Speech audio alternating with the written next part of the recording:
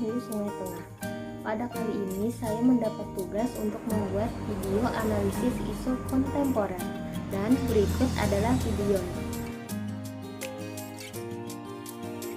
Analisis isu kontemporer.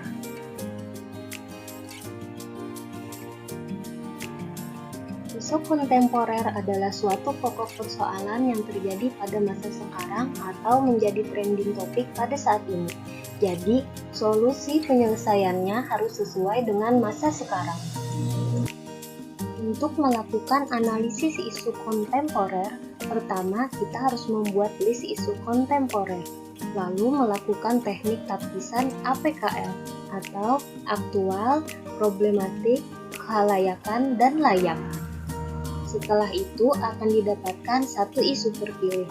Selanjutnya, kita melakukan analisis fishbone. Berikut adalah tabel teknik APKL. Pada tabel ini terdapat 3 isu. 1. Korupsi. 2. Ketidakefektifan pembelajaran jarak jauh. Dan 3 adalah bullying. Dari ketiga isu tersebut, ketidakefektifan pembelajaran jarak jauh yang memenuhi APKL. Berikut adalah alasan kenapa ketidakefektifan pembelajaran jarak jauh masuk dalam APKL. Pertama, aktual.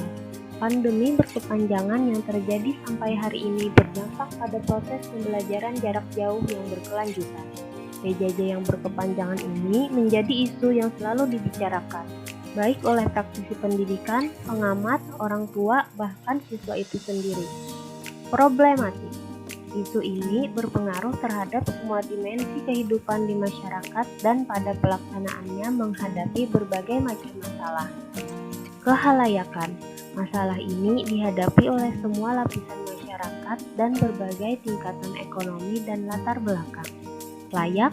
Masalah ini terjadi pada saat ini dan jika tidak dipecahkan dengan segera akan berpengaruh pada kualitas pendidikan di Indonesia. Berikut adalah teknik analisis isu yang saya gunakan, yaitu fishbone diagram. Pada tabel ini terdapat penyebab dan akibat.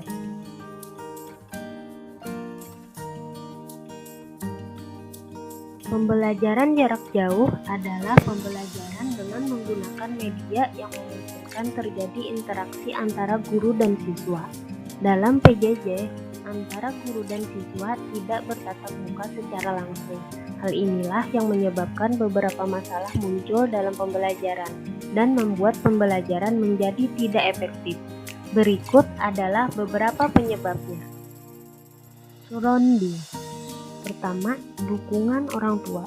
Tidak semua orang tua bisa mendampingi anak belajar. Beberapa faktor penyebabnya adalah penguasaan teknologi orang tua yang rendah ataupun sibuk dengan pekerjaan. Pandemi COVID-19. Sejak pandemi COVID-19, pemerintah bersama Kementerian Pendidikan dan Kebudayaan memutuskan untuk melakukan PJJ. Skill. Kurangnya kemandirian siswa. Minimnya kemandirian siswa yang ditandai dengan rendahnya motivasi dan disiplin diri dalam belajar. Berikutnya, kurangnya penguasaan teknologi oleh siswa. Masih ada siswa yang gagap teknologi. Berikutnya, sistem.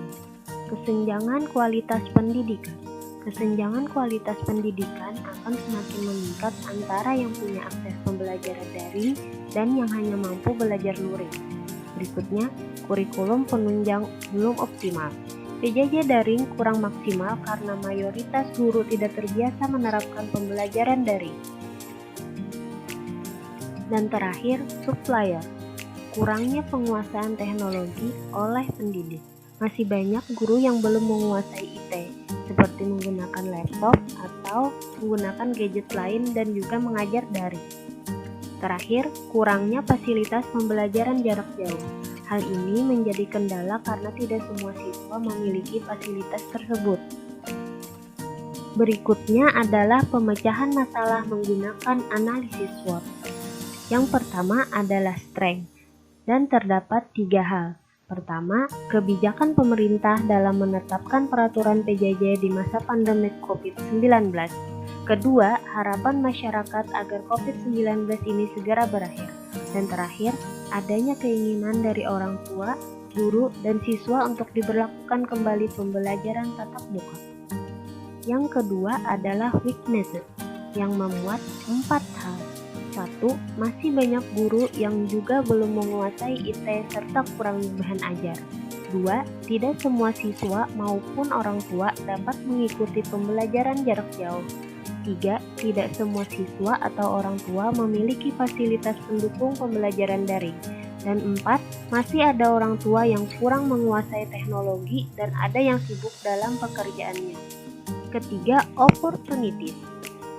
Diperbolehkan sekolah tatap muka di zona hijau.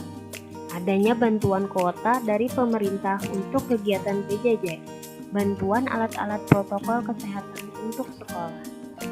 Dan yang terakhir adalah threat, yaitu learning loss atau hilangnya minat belajar, ancaman putus sekolah, dan penurunan pencapaian belajar.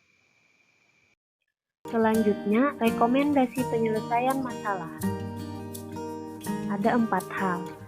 Pertama, melakukan pola hidup sehat dengan tetap menerapkan protokol kesehatan agar pandemi COVID-19 segera berakhir. Kedua, orang tua membimbing dan mengecek siswa secara rutin, atau jika ada kendala bisa dikonsultasikan dengan guru. 3.